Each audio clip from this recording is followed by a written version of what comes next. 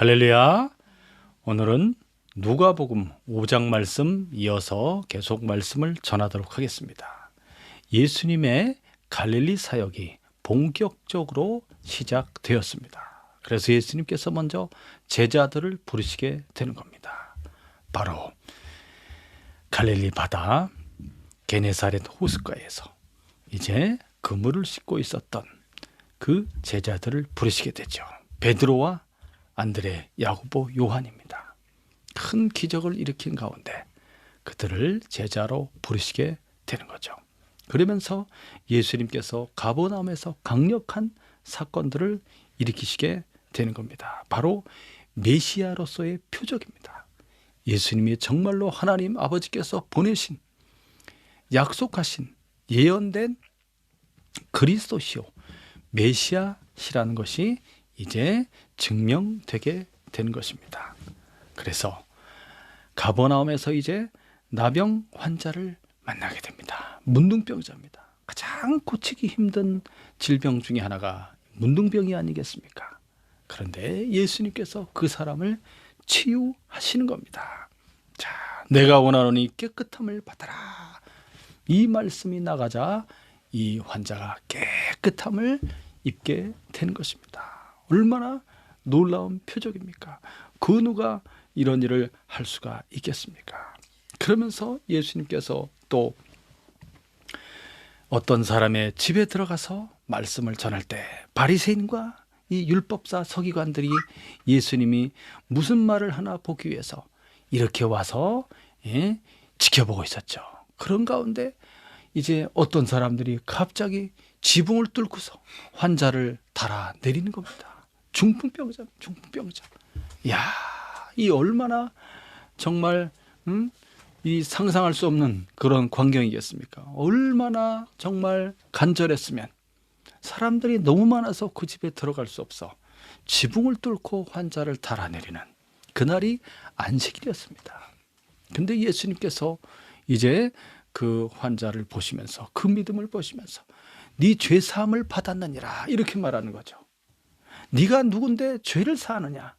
여호와 하나님 아버지 외에 누가 죄를 사할 수 있단 말이냐? 이렇게 서기관과 바리새인들이 마음으로 생각할 때 예수님께서 이제 그 사람에게, 환자에게 명하는 것입니다. 네 자리를 들고 일어나 걸어가라. 이야, 이 말씀이 떨어지자 이 병자가, 일어나지도 못하는 이 중풍병자가, 이 중풍이 들려서 쓰러지게 되면 몸이 반신불수가 되어서 혼자 일어나지 못하지 않습니까? 주님의 말씀이 나가자 이 사람이 정말로 곧 힘을 얻어서 일어나 이제 자기 자리를 정돈해서 들고 나가는 겁니다. 이 얼마나 놀라운 일입니까? 네 죄사함을 받았느니라 라는 말보다 네 자리를 들고 일어나 걸어가라 라고 하는 그 말이 더 어려운 말입니다. 그렇게 말했을 때 실제로 그 말이 이루어지느냐 하는 거죠. 이 사람들이 숨죽이면서 바라보고 있을 때 주님의 말씀과 명령대로 그 중풍병자가 일어나서 자리를 들고 걸어가는 그것을 사람들이 보면서 얼마나 놀랐습니까?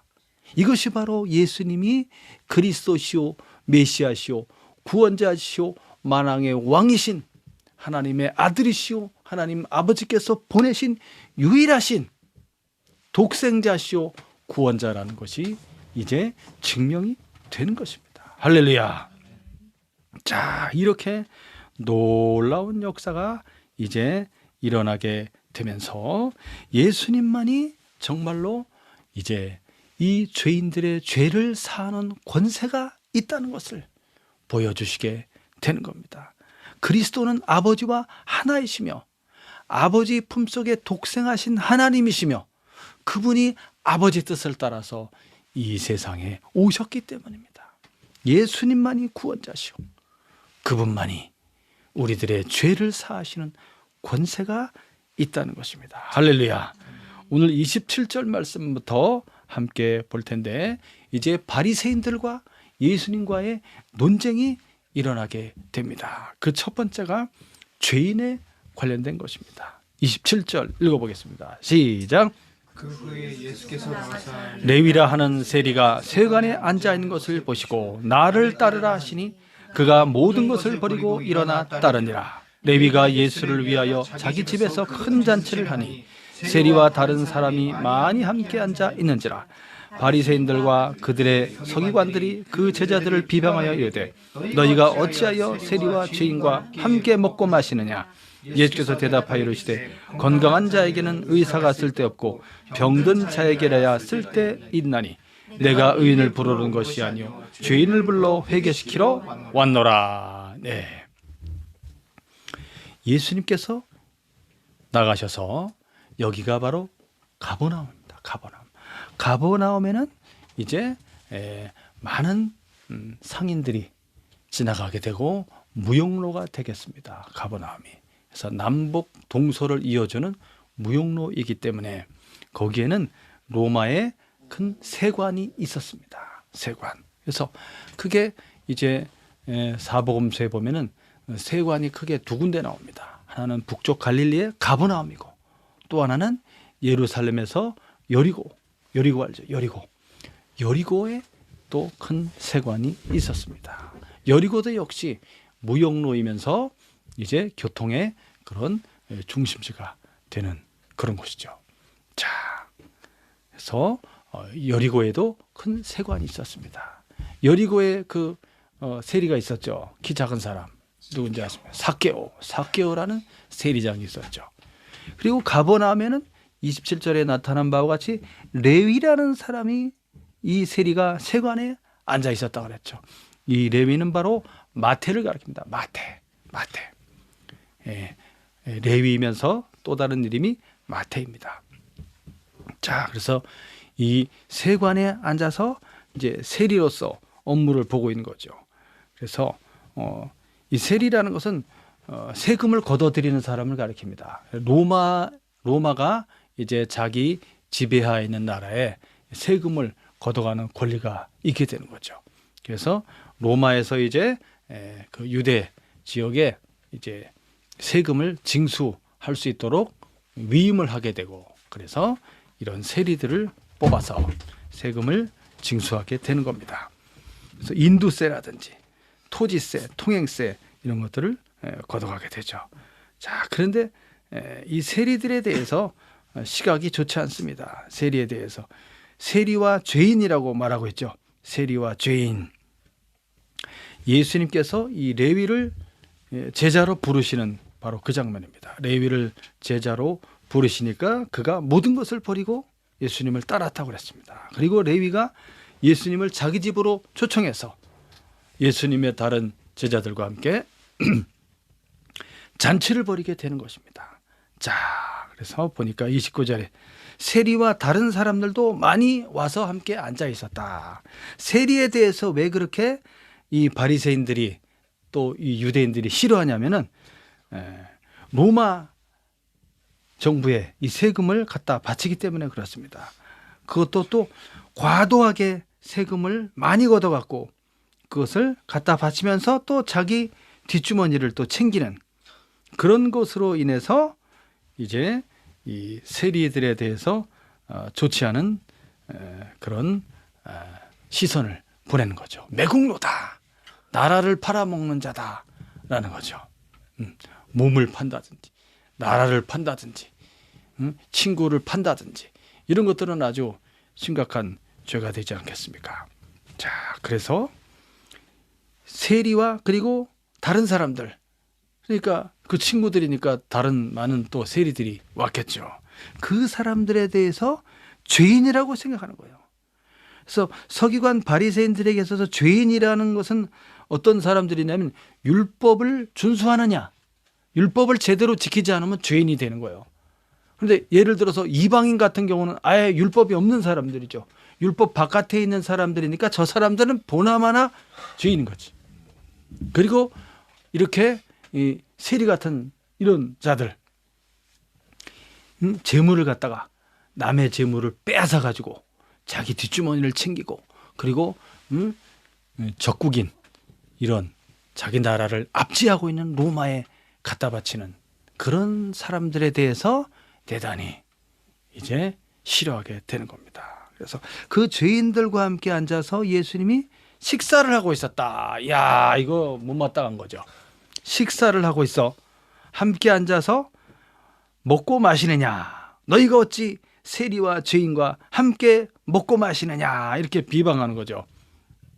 같이 식사를 한다는 것은 무슨 뜻이냐면 식탁에 앉아서 교제를 한다는 것은 그 사람을 받아들인다는 뜻입니다. 서로를 받아들인다. 자, 그래서 죄인들을 이렇게 용납해서 저 세리들을 이 친구처럼 받아들이고 같이 식사를 하고 있다라는 것은 대단히 이 사람들이 보기에는 안 좋은 거지. 아니, 저런 자들하고 어떻게 같이 식사를 할 수 있단 말인가? 그러니까 이 죄인들, 더러운 것들은 이렇게 가까이 하지 않으려고 하는 그런 이제 이 율법주의자들은 그런 게 있습니다. 그런 죄인들과 더러운 것과 부정한 것이 자기에게 이렇게 전염될까 두려워하는, 걱정하는 그런 게 있죠. 그래서 이렇게 멀리하는 겁니다. 근데 예수님 뭐라고 말합니까? 예수님은 누구를 위해서 이 세상에 오셨는가 하는 겁니다. 그래서 비유로 말하는 거예요. 의사가 있다. 건강한 자에게는 의사가 필요 없죠. 몸이 안 아픈 사람에게, 아픈 사람에게 필요한 거예요. 병든 사람에게. 이 말은 뭐냐면 바리새인과 서기관 율법사들은 그 사람들은 건강한 사람들이라는 거야. 근데 자기가 의사도 아닌데 사실은 다 건강하지 않지. 다 죄인이야. 주님이 보실 때 하나님 앞에 의로운 자가 누가 있습니까? 다 죄인이죠. 근데 바리새인들은 스스로 자기가 의사인 양 진단하는 거야. 나는 건강한 사람이야. 나는 죄인이 아니야. 나는 의로운 사람이야. 저 사람들이 죄인이지. 저것들이 죄인이야. 이렇게 하면서 남을 비방하고 비난하는 겁니다. 도리어 자기를 돋보이게 하고 자기를 돋보이게 하기 위해서 남을 깎아내리는, 이걸 잘하는 거예요. 이 형식적인 율법주의자들이 형식에 얽매임으로써 어떤 자기의 어떤 이런 열심과 노력을 다함으로써 자기의 공덕을 쌓는 겁니다. 하나님의 공덕이 아니라, 하나님의 공덕과 은혜로 사는 것이 아니라 자기가 막 열심히 막 금식을 하고 막 기도를 하고 막 이렇게 함으로써 그런 행위로서 자기의 의로움을 나타내려고 그러는 거죠. 사람들에게. 그럼으로써 이제 특별히 이 죄인들에 대해서 이방인이라든지 가난한 자라든지 사마리아 사람이라든지 막 이런 사람들에 대해서 어떻게 합니까? 멸시하는 거죠. 멸시하고, 그리고 그들의 조그만한 눈에 티 같은 조그만한 죄를 들춰내서 크게 만들어서 팍 비난함으로써 자기 자신을 어떻게 하는 거예요? 더 의로운 척 자기를 자꾸 높이고 이렇게 하는 거죠. 그러면서 뒤에서는 뭐랍니까? 뒤에서는 사람들이 안 볼 때는 온갖 악을 행하고 있다는 거죠.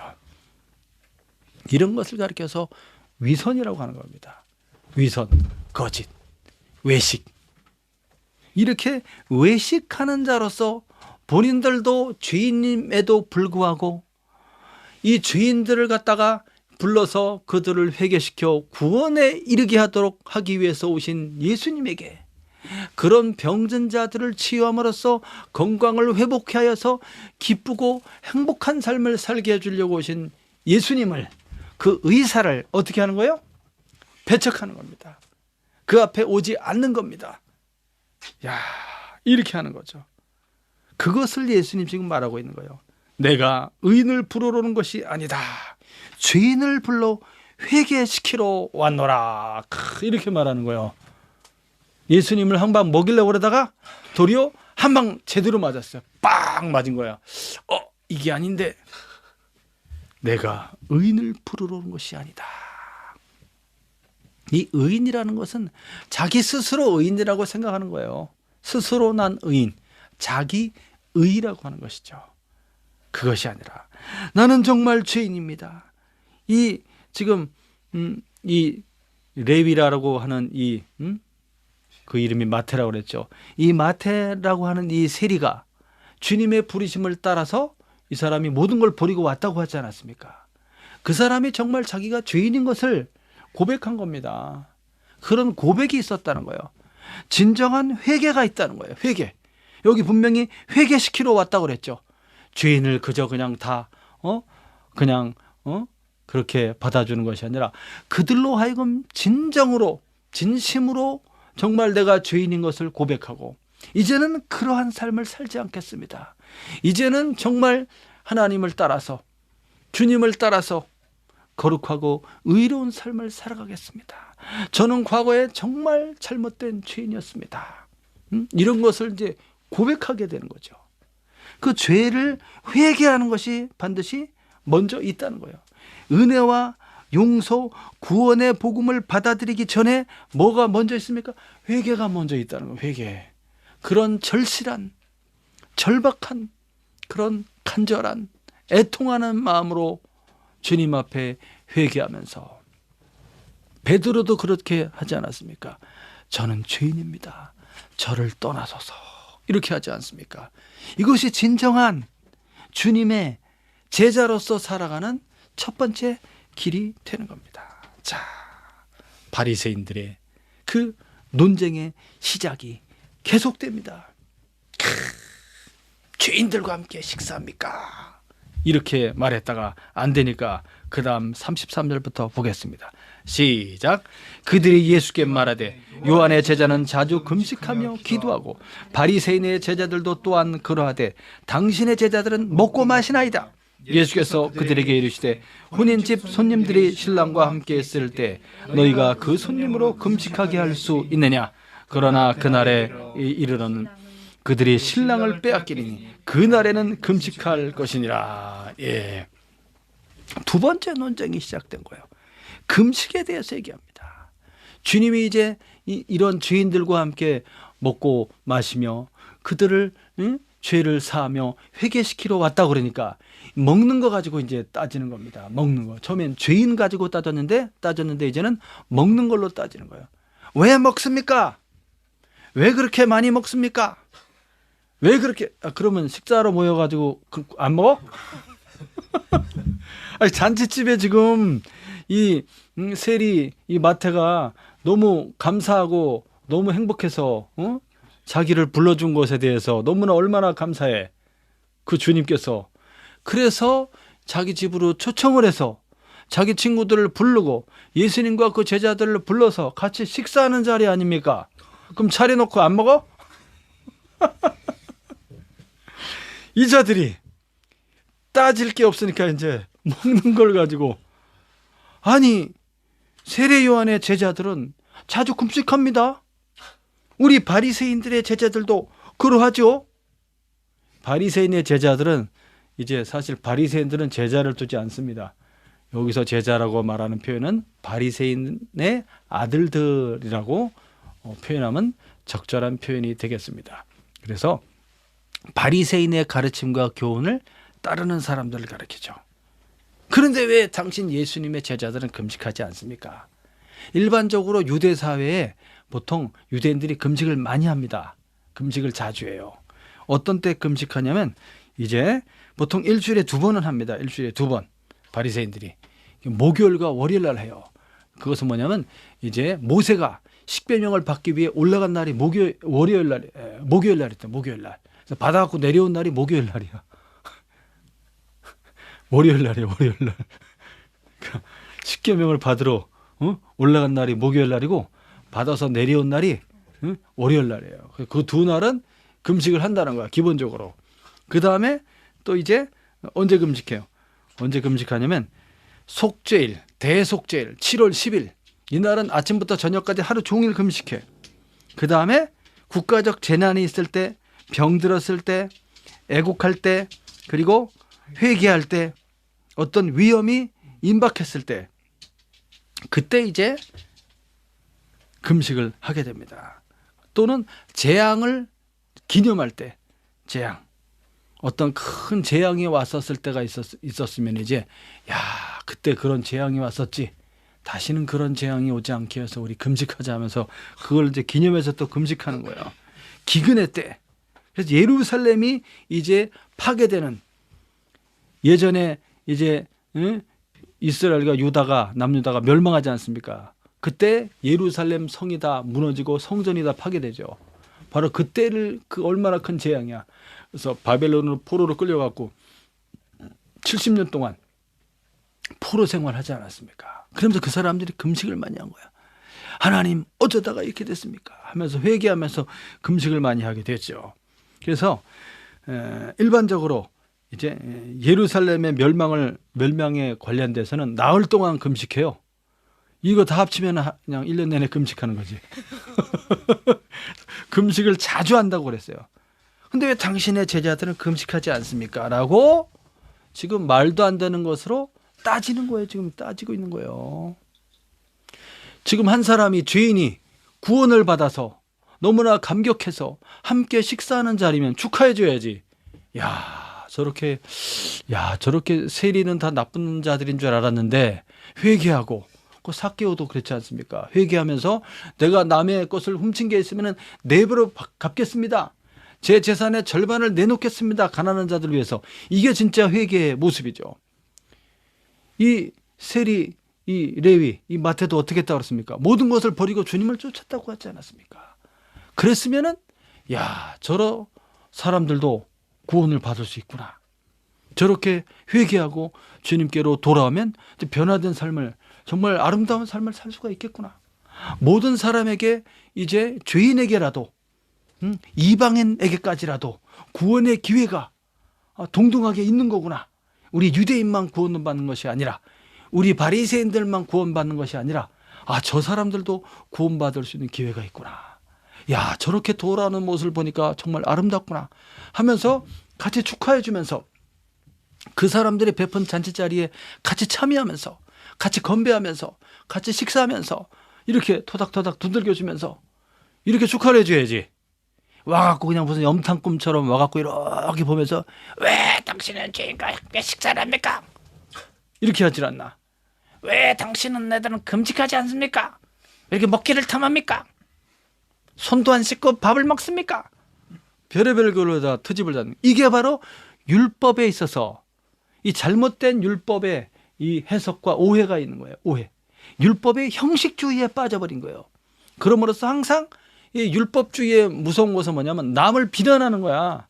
나는 이만큼 했는데, 우리는 이렇게 금식하고 있는데 당신들은 왜 금식하지 않소? 그 남의 신앙을 갖다가 판단할 필요가 없어요. 그 사람은 그 사람대로 하고 있는 거야. 자기가 그 사람이 금식했는지 안 했는지 봤어요? 그렇지 않습니까?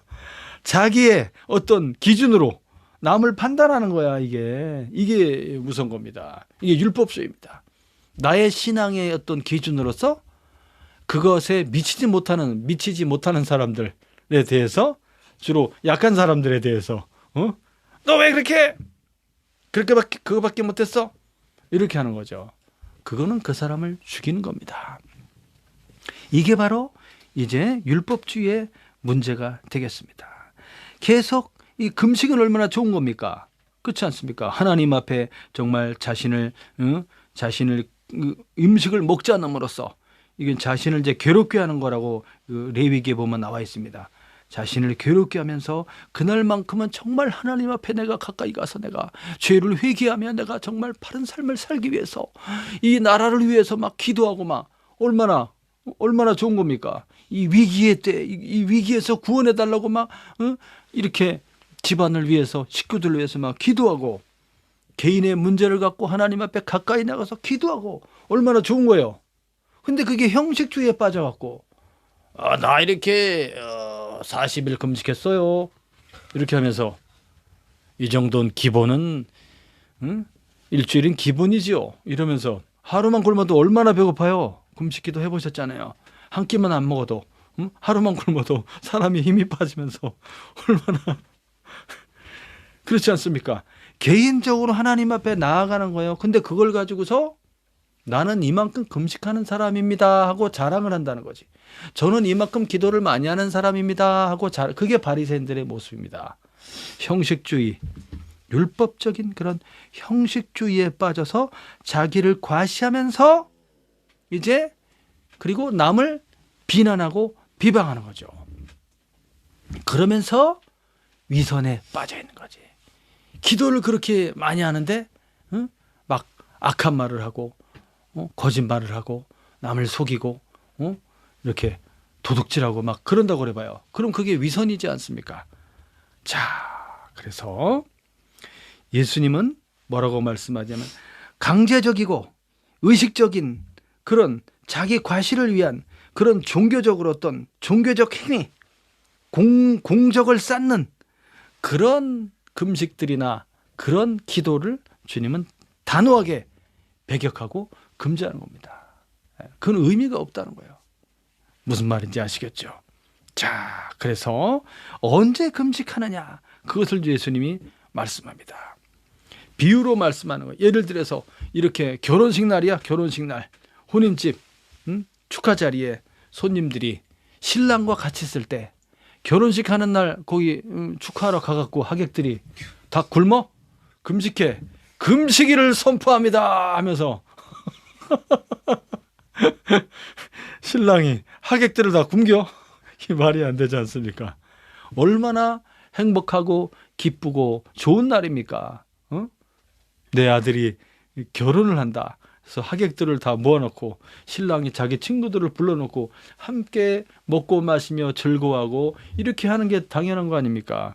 우리 예수님과 함께 있으면서 우리 주님 신랑 되신 예수님께서 얼마나 좋은 말씀들을 잘 해주고 계십니까? 천국의 복음을 전파해 주시고 얼마나 긍휼과 자비와 사랑이 많으시면서 병든 자를 치유하시고 생명과 축복의 말씀들을 쫙 들려주는 그 행복한 순간, 주님과 함께하는 그 시간 속에서는 금식이 필요 없는 거예요. 그때는 주님의 말씀을 들으며 감사하고 행복하게 그 시간을 누리면 되는 것입니다. 그러나 언제? 신랑을 빼앗기는 날이 이르게 될 것이다. 그때는 금식해야지. 신랑을 빼앗기는 날은 예수님이 십자가에 못 박혀 죽으시는 날입니다. 야, 주님이 없는 그때 막 먹어? 그때 주님이 지금 잡혀가서 십자가에 못 박혀서 죽으시는데 그냥 막 배 터지게 먹으면 되겠습니까? 그렇지 않습니까? 신랑을 빼앗기는 그날에는 내 제자들이 금식할 것이다. 이렇게 탁 말을 해줬죠. 이야, 두 번째 논쟁에서도 이 바리새인들은 판판이 깨졌습니다. 이야, 안 되는구나. 주님께 안 돼. 36절 또 비유로 예수님이 말씀해 주십니다. 읽어보겠습니다. 시작. 또 비유하여 이르시되 새 옷에서 한 조각을 찢어 낡은 옷에 붙이는 자가 없나니 만일 그렇게 하면 새 옷을 찢을 뿐이요 또 새 옷에서 찢은 조각이 낡은 것에 어울리지 아니하리라. 낡은 가죽 부대에 넣는 자가 없나니 만일 그렇게 하면 새 포도주가 부대를 터뜨려 포도주가 쏟아지고 부대도 못 쓰게 되리라. 새 포도주는 새 부대에 넣어야 할 것이니라. 묵은 포도주를 마시고 새 것을 원하는 자가 없나니 이는 묵은 것이 좋다 함이니라. 예, 비유로 또 말씀해 줍니다. 비유를 통해서 이 뜻이 무엇인가를 이제 좀 더 유추해서 알 수 있도록 그렇게 설명해 주시는 겁니다. 비유로 말을 해 줌으로써 그것을 깨닫지 못하는 자는 깨닫지 못하는 거예요. 그래서 비유로 주님이 말씀해 주고 있습니다. 아주 고단수입니다. 고단수. 이 단수로 치면 대단히 높은 그런 지혜로 주님이 말씀해 주고 있는 겁니다. 아무리 설명해도 이 사람들 안 듣잖아요. 아까 지금 자세히 설명했잖아요. 그래서 그 사람들 들어요? 바리새인들이? 안 듣는다는 거예요. 안 들어. 이 마음에 어떤 그냥 앙심과 이 마음에 어떤 시기와 어떤 질투와 어떤 그 마음속에 뭐 악의가 들어갔고 그냥 이렇게 눈이 어떻게 됐어요? 삐뚤어졌어. 눈이 삐뚤어지고 입도 삐뚤어져. 그렇기 때문에 말도 삐뚤게 나오는 말도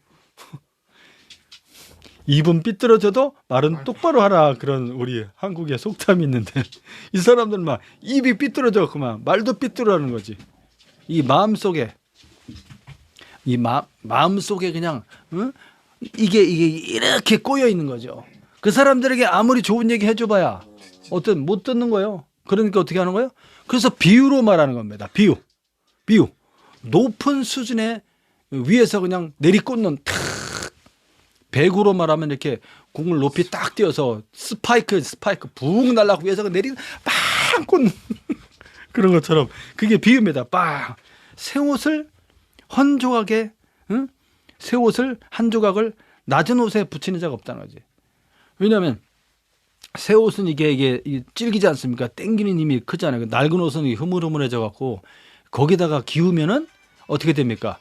거기다가 이렇게 기우면 어떻게 돼요? 늘어나서 찢어져. 당기는 힘이 세니까. 그래서 새 옷이라는 것은 이게 기본적인 이런 이 비유입니다. 새 옷은 뭘 가리키냐면 그리스도의 교훈을 가리키는 거예요. 그리스도의 교훈. 무슨 말인지 알겠죠? 그리스도의 교훈을 가리켜. 이 새 옷이라는 것은.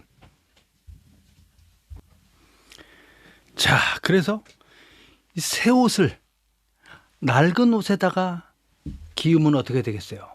새 옷이 이게 당기는 힘이 강하다 보니까 낡은 옷이 찢어지게 되죠. 찢어지게 돼. 새 옷이라는 것은 뭐냐면은 예수 그리스도의 교훈을 가리킵니다. 주님의 가르침, 주님의 말씀. 그것을 낡은 것으로서는 담을 수가 없다는 거예요. 그리스도의 교훈을, 그리스도의 가치를, 그리스도의 능력을 이 낡은 것, 율법주의지, 형식적인 율법주의. 그저 외식하며 위선하며 속이며 그냥 겉으로만 번지르르 해서 자기를 그냥 자랑하려고 하는 그런 것으로서는 주님과 맞지가 않는 거예요. 맞지가 않아. 예를 들어서 무덤인데 하얀 회칠을 해놨어. 회칠을 아주 그냥 무덤에서 아주 살아도 될 정도로 깨끗하게 해놨는데 그 밑에 뭐가 있어요? 그 무덤 속에는 그러니까 이제 유대인의 무덤은 마치 이렇게 집같이 만들어놨어. 이렇게 싹 꾸며놓고 이제 굴을 파서 이렇게 만들어놨지. 야, 여기서 살아도 되겠다 할 정도로. 근데 그 안에는 썩은 냄새나는 시신이 거기 있다는 거죠. 유대인의 이런 형식적 율법주의자들의 이 속에는 뭐가 있다는 거예요? 이 사악한 것이 들어있다는 거예요. 겉으로는 아닌 척하지만 이게 바로 위선이라는 거예요. 율법이라는 것이 나쁜 것이 아니에요. 율법이 의미하는 바는 그리스도 예수를 의미하고 있다는 거예요. 그래서 율법을 통해서 우리 주 예수님을 만나기 위해서 만나러 가는 그 길이라는 것이 율법이. 근데 그런 율법을 오해하여서 율법을 잘못 해석하여서 그래서 이제 그걸로 자기를 과시하는데 사용하게 되는 것이죠. 예수님이 이 세상에 오심으로써 죄와 율법에 대하여 십자가에 못 박혀 죽으심으로써 율법을 폐하시는 겁니다. 율법의 기능이 사라지는 거예요. 율법의 기능이라는 것은 이것이 죄다라는 것입니다. 그래서 그 율법 조항 하나하나가 어떻게 합니까? 죄인들에 대해서 그들의 죄를 가르쳐 주는 겁니다. 그래서 정죄라고 하는 정죄. 화살이 날라오는 거예요. 와, 내가 잘못했구나. 팍! 율법 2조항 팍 맞고 아이고 내가 또 죄를 지었구나. 팍 날라서 율법 5조항 이런 식으로 막 화살을 막 엄청나게 맞아서 율법의 기능은 죽이는 거예요. 아, 죽을 수밖에 없구나. 죽을 수밖에 없는 죄인이구나. 그러니까 뭐가 필요한 거야? 대속하시는 속죄하는 제사가 필요하다는 거죠. 그래서 속죄하는 제사로서 하나님의 아들이 직접 오는 거예요. 양이나 염소를 잡는 것이 아니라 거룩하신 하나님의 아들이 거룩한 제물이 되어서 자기의 생명, 목숨, 피를 흘림으로써 그걸 바침으로써 어떻게 되는 겁니까? 이제 모든 속죄의 제사를 끝내게 되는 것입니다. 예수를 믿음으로써 완전하게 죄에서 사망에서 해방되어 거룩한 하나님의 사람으로 탁 세움을 받게 되는 거죠. 그것이 바로 그리스도 예수입니다. 그리스도 예수의 그 교훈을 받아들이기 위해서는 율법이라는 그런 형식주의의 낡은 것으로서는 어울리지 않는다는 거예요. 새 옷 한 조각과 낡은 옷이 서로 이렇게 연합될 수가 없다는 거예요. 이게 서로 서로 합해질 수 없다라는 것을 말해주고 있는 것입니다. 그 다음에 또 새 포도주 얘기하고 있죠. 새 포도주. 이제 갓 담근 새 포도주는 어떻습니까? 발효가 막 부글부글부글 끓으면서 막 그 강한 그 발효의 기운이 있습니다. 근데 그걸 갖다가 가죽 부대, 옛날에는 그런 가죽 짐승을 잡아갖고 뭐 양이나 염소 같은 거 잡아서 이 목을 잘라내고 그다음에 다리를 다 잘라서 거기 꼬매는 거 아닙니까? 이렇게 꼬매가지고 꼬매서 이제 입구 쪽만 놔두고 그래갖고 거기다가 그게 이제 가죽 부대지, 가죽. 그래서 거기다가 이제 포도주를 담아놓게 되지. 새로 담갔어요. 새로 담갔는데 오래된 낡은 가죽 부대는 어떻습니까? 오래되면 이게 신축성이 떨어져요. 가죽이 이게 쭈글쭈글해지고 신축성이 떨어지잖아요. 근데 거기다 대고 새 포도주를 집어넣으니까 새 포도주의 강한 발효 뭡니까? 발효 가스가 막 올라오지 않습니까? 강합니다. 그게 독가스는 아니지만 강한 가스가 막 올라오니까 어떻게 돼요? 낡은 가죽 부대가 막 이게 팽창하겠지. 팽창. 뭐 하다가 이게 신축성이 떨어지니까 더 이상 견딜 수가 없어. 빵! 터져버리면 어떻게 돼요? 포도주랑 가죽 부대나 다 잃어버리게 되는 거예요. 그렇게 하지 않는다는 거야. 실제로. 맞지 않습니까? 실제로 너희들이 새 포도주를 새 가죽 부대에다 넣지 헌 가죽 부대에 넣지 않지 않느냐. 이 말씀. 새 포도주는 예수 그리스도를 가리키는 거예요. 그리스도의 가르침과 그리스도의 능력과 그리스도의 생명력과 목숨까지 바침으로써 죄인을 구원하시는 그 그리스도의 사랑, 하나님 아버지의 사랑을 가리키는 겁니다. 예. 그것을 갖다가 형식만 겉으로만 사랑해 라고 말만 하는 그런 가짜 형식주의, 율법주의 하는 척만 하고 아유 저기 어려운 사람 있는데 우리 저 사람을 도웁시다 해서 아유 내가 안 내면 안 되니까 오늘 구제연금 하는 날이네 하면서 이렇게 하는 척만 하는 게 그런 거 말고 진심을 다해서 와 저 사람들을 정말 도와줘야 되겠다 하는 마음으로 그 사람이 일어날 수 있도록 자기의 재물을 털어서 이렇게 하는 거 다르지 않습니까? 형식만 갖춰져 있는 모양만 갖춰져 있는 그러한 율법주의로 갖고서는 그것도 항상 자기 자랑하려고만 하는 그런 자세로서는 그리스도를 담을 수가 없다는 거야. 팡 터져버려. 어울리지 않고 담을 수도 없어. 주님의 말씀과 주님의 그 뜻을 이행할 수가 없다는 거예요. 능력이 없기 때문에 낡은 가죽 부대가 신축성이 없는 것과 같이 낡아서 그냥 그 정도에 맞는 것만 넣어야 돼. 거기는 이 주님의 그 강력한 생명력 있는 능력 있는 실천력 있는 그러한 그런 강한 힘을 감당할 수가 없다는 거예요. 무엇으로 감당할 수 있습니까?